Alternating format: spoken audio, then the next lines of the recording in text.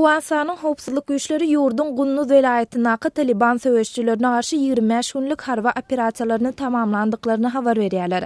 Owan komandirleri Taliban güýçleriniň ençeme territoriýalaryna operasiýalary geçirenliklerini we şol operasiýalarda 200-den gowrak Taliban söwüşçisini öldürendiklerini aýdýarlar. Bu öňe sürmeleri garaşsyz çeşmeler arkaly tasdiklatmak başartmady.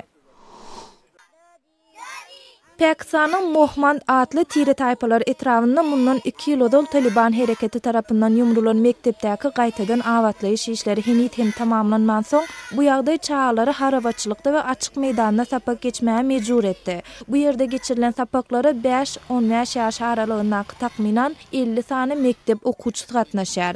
Taliban hereketi günwataryň bilimi çağalaryň ahlagyny bozýar diýip soňky bir näçe ýylyň dowamında Pakistanyň Demiradygynaky ýüzlerçe mektebi ýumurdy.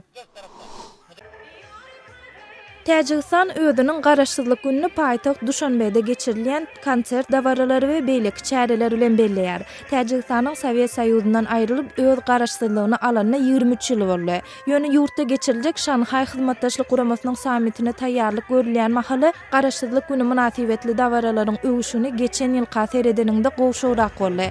Iranyň prezidenti Hasan Rohani Täjikistana barmadan öň şäheriň käbir köçeleri ilat üçin ýapyldy we howpsuzlyk güýçlendirildi. Hasan Rohani agdalyan sammitde gatnaşmak üçin Duşanbe barjak 10 lideriň biridir. Moldawanyň paýtagty Kişinevde 100 çemesi adam Ukraina öz raýdaşlygyny bildirmek üçin ýürüýişlere gatnaşdy.